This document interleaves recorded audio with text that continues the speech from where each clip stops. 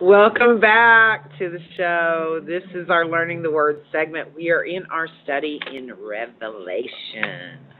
Let's go to it. We are in Revelation chapter 13, and we left off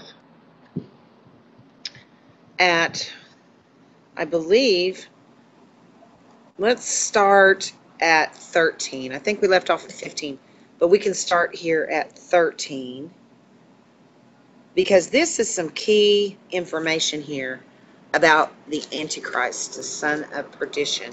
Sorry about the noise here in the background. Hopefully you can hear me fine. Okay, let's get started. In chapter 13, verse 13 of the book of Revelation, let's get into our study. Everybody over here in the chat room doing okay? Let me check on you guys. Hi. Hey, Brian. Welcome. Great to see you, brother. Welcome to all of you out there who are watching that aren't in the chat room also. You're welcome to come to cubnlive.com and come into the Chitango chat room there, and I'm monitoring that. If you have any questions, I'll be glad to answer your questions. And I know many of you write me emails. I've got like 70,000 emails I haven't been able to open. I'm so sorry. But if you really need to reach me for a question or some biblical guidance, please come to the chat room. Okay, you can come in anonymously. You can ask your questions. But I really want to answer them for you. And I'm just one person, so I can't get through all that email. But you can come to my Facebook wall at Lisa Dennis Sparks and Lisa Dennis Sparks. And I'll do my best to answer your questions, okay? But email, it just is too much for me to get through. So be determined if you have a question, and come to the chat room, and I'll be glad to answer it for you, okay? Now in verse 13, and he doeth, we're talking about the beast of the sea, which we talked about yesterday. That is the Roman Catholic Church, the whore, the harlot, that sits on 7 mountains. Those mountains, 7 heads or 7 hills in Rome, okay? And the whore is the Vatican, and we're going to keep going from here. Now we have the beast of the sea, it revealed in verse 11. This beast comes up out of the earth. So we've determined that the beast of the sea is the Catholic Church, the Roman Catholic Church, the Vatican. And then the beast of the earth is our Antichrist. He has 2 horns like a lamb. He looks like a lamb. He looks like a holy man. Okay? The Antichrist is not a politician yet. He's first a holy man. Or unholy man. I mean, he's supposed to look like a holy man. But he does. He looks like everybody's grandpa, doesn't he? He's a snake in a dress is what he is. I call him Stay Puft, because I think he looks like Stay Puft from Ghostbusters, don't you? I do. I think he does. Okay. But he looks like he looks like a new Jesus, doesn't he? And not to me he doesn't, but to many he believes that the spirit that rested upon Jesus is what made Jesus special, and that the same spirit rests upon him, and so he's the new Jesus. That's how he looks at it, okay? He believes he's God's representative here on earth. Nah. I'm not bowing before that snake in a dress. Okay. Now let's keep going. So in verse 13, and he doeth great wonders, so that he make fire come down from heaven on the earth in the sight of men. Well, that's easy to do if you have communication with somebody that has control of a satellite that can fire a laser down on the earth right where you tell them to do it. These are lying wonders. These are not real wonders. These are lying wonders. He brings fire down from the sky, okay? But that's technology he's using. These are lying wonders, not real wonders. And he brings this fire down from heaven on the earth in the sight of men. He probably does it on television so that everybody can see. and deceiveth them that dwell on the earth. He fools them all by the means of those miracles which he, and miracles, they're not real miracles. Remember, they're lying wonders, which he had the power to do in the sight of the beast. So he has the Antichrist, he has power to do miracles in the sight of the Catholic Church. The rest of the world doesn't care what he thinks, what he does, or anything like that. He has power to do these things in the sight of the beast, which is the church, saying to them that dwell on the earth that they should make an image to the beast. And this would be, it could be just an app online for the Catholic Church, which they already have. I mean, you can go on your iPhone and do your confession and all of that, which is not biblical in any way, shape, or form. All right. But they want to make an image, some kind of a symbol. Now, I don't know. There's a couple of possibilities here. Now, they could make some kind of, this image could be a symbol of the papacy. Okay. It's a mark or a name or a number. So it would be Pope Francis or 666, or probably a symbol of the papacy.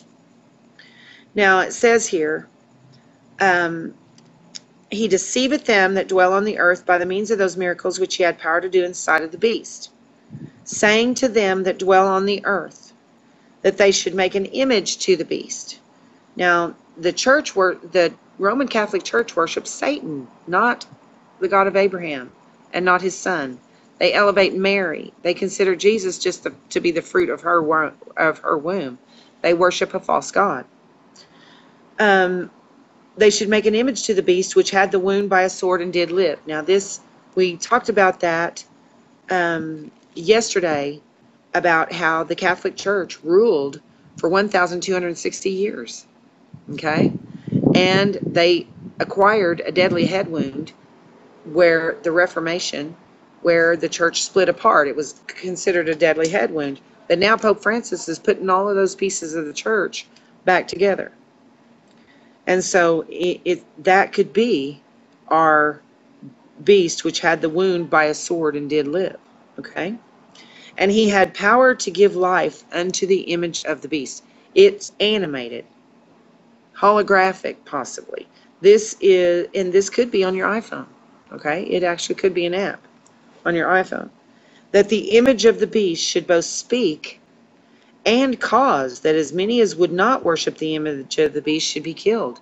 They can at some point cause you, the church will have such power that they can cause you to be killed if you refuse to bow to the image of the beast. And they will call it probably the mark of God, because their God is Lucifer. All right? Don't be fooled about what God you're serving if you accept the mark of the beast. In verse 16, and he causeth all, both small and great, rich and poor, free and bond, to receive a mark in their right hand or in their foreheads. Now this mark, it's specific here. It says right hand, forehead. Now that means you don't take anything that is an electronic tattoo, a chip to be implanted. You don't take something that attaches to your body permanently in your right hand or your forehead. You don't do it. Now, if you're one of those who has foolishly taken a chip in your body, you may not have taken the mark of the beast if it's not in your hand or your forehead. Okay, some have put it in their arm and things like this, and in the left hand and that kind of thing. But know this, that if it's not the chip, if it's an access code to the new world economy, it will be something in your right hand or your forehead when it comes down to their giving people the mark. But if you already have a chip and you refuse to take the mark of the beast, they can kill you by remote control. Okay? So don't take any kind of a chip in your hand or your forehead, no matter what anybody says. Don't take the chance on it. And we're going to be talking about why we don't take the chance on it even more as we get into chapter 14 and see the warnings. Now it says in verse 17, that no man might buy or sell, save he that had the mark, or the name of the beast, or the number of his name. So it says, what this is saying is that at a certain point, you will not be able to work, which is selling. You're selling your time to an employer in exchange for a paycheck. You will not be able to work. You will not be able to buy anything. You will not be able to pay your bills. You will not be able to purchase supplies, food, water. You will not be able to keep a roof over your head because you will not be, you will have to take the mark at a certain point, and this will be after the midpoint, after the initial evacuation of the saints that are ready. After that point, then it will become mandatory. And it may become inconvenient for us, but it's not a mandatory executable offense until the second half. Okay, it really looks that way. Now, it says that no man might buy or sell save he that hath the mark or the name of the beast or the number of his name. How much inconvenience can you handle when you can't do anything without the mark? What are you going to do when you are notified that your mortgage company is no longer going to receive your check? That you must pay them online. They will not receive your cash or your check anymore. You must pay them electronically, and that's the only way they're going to receive it from you anymore. And if you don't pay them that way, you lose your house. It's already like that with the Bank of America. They did this a couple of years ago. If you didn't, you have to pay them electronically. You can't walk in to a Bank of America branch with cash and pay your mortgage. They won't let you do it. So you can't, as things go more electronic and they get rid of cash and all that as they change over the system, there's not going to be, things are going to get very inconvenient for those that owe money, okay? Because if you owe a lot of people money, they're going to be taking you to court and getting judgments against you when you refuse to take the mark and work and pay them. And from the world's perspective, you're just a deadbeat who refuses to be identified so you can work and pay your bills.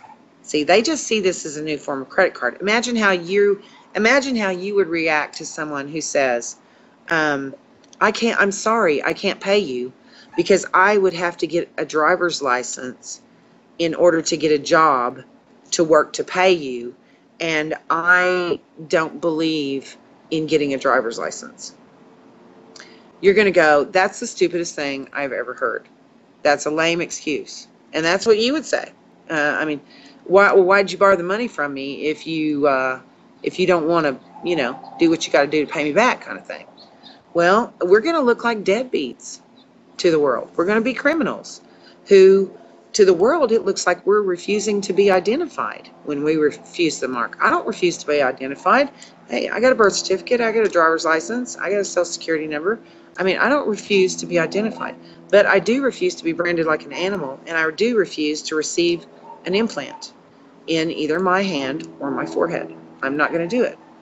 And if I can't work for a living and do that at the same time, I guess I can't, Although I'm fortunate, I'm a servant of God, so I don't work for a paycheck. I donate my time, and I just serve God and trust Him to take care of me. And that's a way better kind of life. But earning money for a living is one of the easiest things I ever did. So, truly, it's way easier than feeding lambs and stuff like that. All right. Now let's go into verse 18. Are you ready? Here is wisdom. Let him that hath understanding count the number of the beast, for it is the number of a man. This is a man, okay? The son of perdition in the Lord's time was Judas. He said Judas is a devil, okay? Judas is a devil. Not has a devil, not is bothered by a devil or possessed by a devil. Judas was a devil, okay, in a human body. He wasn't human. Jesus knew that when he chose him, but he chose him for the purpose of betraying him. Okay? That was his nature. But the Antichrist is also called the son of perdition, like Judas. Pope Francis is not a man. He is a devil in a human body who the devil is using to take over the world. Okay? He's not a man. He's not human on the inside. He is a devil inside a human body. And just as Judas, he is designed to betray the king. And Jesus said it would have been better if Judas had never been born. And it's going to be the same thing for this guy here. Because he is going, his destiny is the lake of fire that burneth with brimstone. And so his destiny is bad news. Let him, here is wisdom. Let him that hath understanding count the number of the beast, for it is the number of a man, and his number is 666. If you add up Vicar of Christ, Vicarius Filii Dei in Latin, and you use Roman numerals, it adds up to 666, Vicar of Christ. So that position where a man puts a crown on his head, sits on a throne in the house of God, letting world leaders come and bow down to him like he's God, there's your Antichrist. There is no other man who dares to sit on a throne with a crown on his head in the house of God, letting people come and bow down to him. It's a no-brainer. Should be, shouldn't it?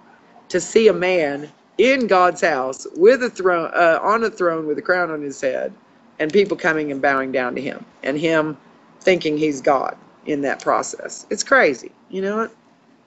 But let's talk about this for a minute, though, as far as, let's go into this a little further. I'm checking the chat rooms to see if y'all have any questions.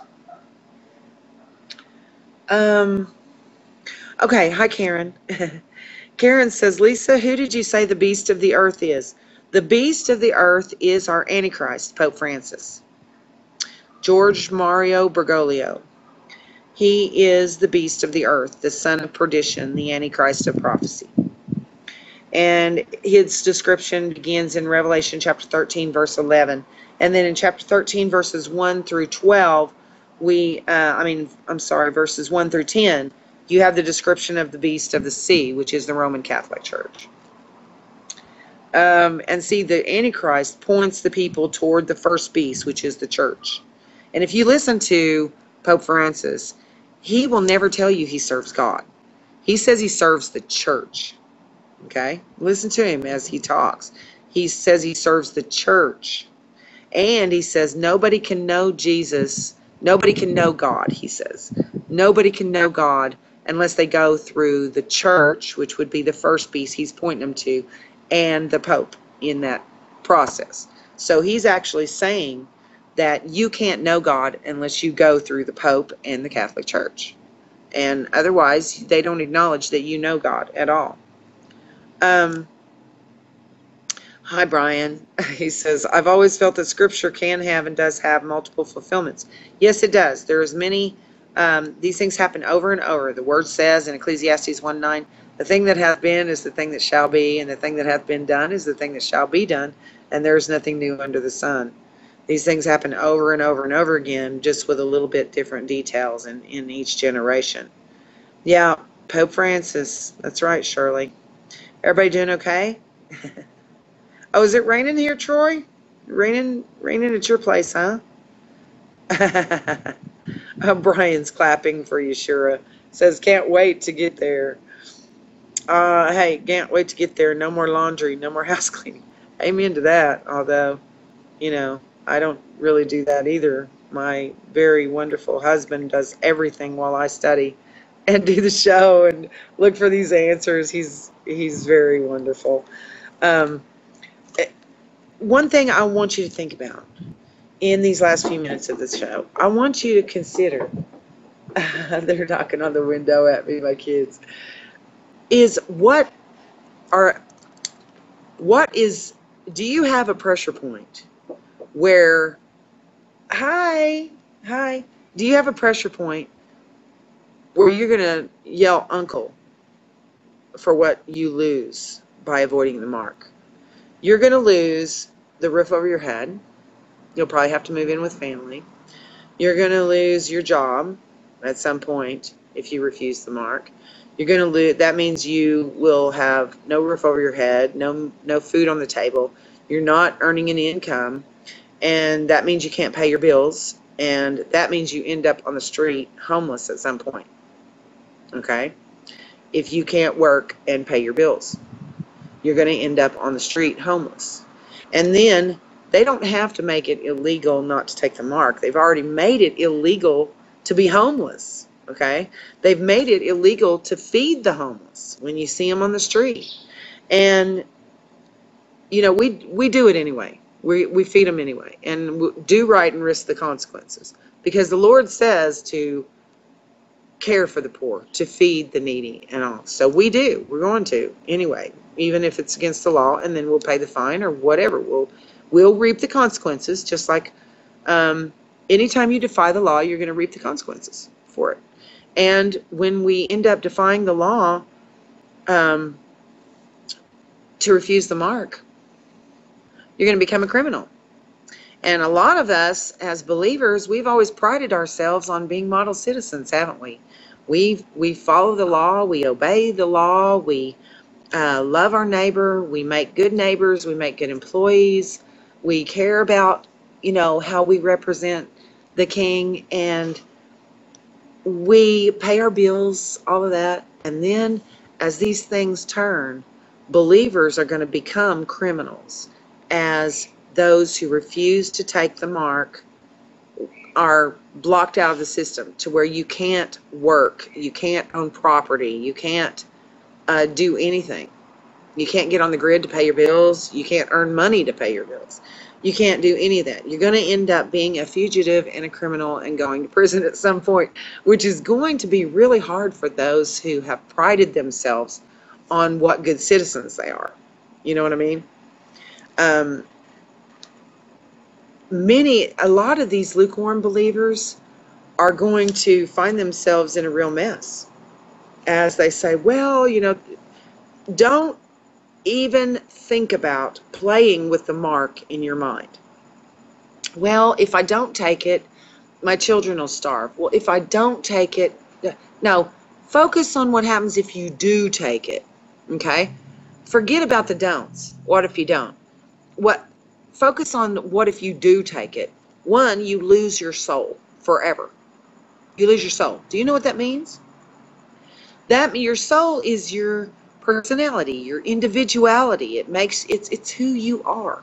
Okay? The you that makes you you. That's your soul, your personality. If you take the mark, you are assimilated into a collective, like a hive mind. Okay? You are able to be controlled like a drone. They can control you with the mark of the beast.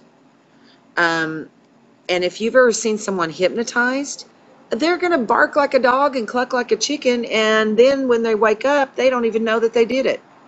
Same thing. They are completely in the hands of the hypnotist, okay, for that period of time. Their minds are being controlled by the hypnotist. And that hypnotist can make them do anything. And then when they snap out of it, they don't have any memory of what they did. But what happens is they go into a permanent type of hypnosis, to where they are not in control anymore. Someone else is controlling their mind, their actions, their words. And so if you even consider sacrificing yourself to feed your family and stuff like that, it won't work. Yeah, I'm telling you right now, it won't work. Because once you take it, you think you're sacrificing yourselves to save them, but that's not what's going to happen. Once you take it, you're assimilated into that hive mind. You lose total control. You lose yourself. You lose your soul. You lose your individuality. You lose the uniqueness that makes you you. And you are assimilated into, you're going to be in a perpetual state of hypnosis, unable to escape. And God doesn't warn us not to take this technology because he wants to keep us from some new cool form of paying our bills. He's warning us not to take this technology because the hands this technology is in are not trustworthy hands. They cannot be trustworthy to administrate this kind of technology without using it for evil and turning those who take the mark into controlled drones, basically. They want to control everyone. They want to control your behavior, your attitudes, your thought processes, and most of all, your money. Okay? And they're going to, you won't be able to get on the grid unless you join the Catholic Church, unless you are willing to bow down to their God. And it's not going to happen here. Oh, wow, we're wrapping up. I love you guys. God bless you. Thanks for joining me today. And should the Lord tarry, we'll see you on Thursday. We don't do a show on Wednesday, but we'll see you on Thursday, here, there, or in the air. God bless you. Love you guys.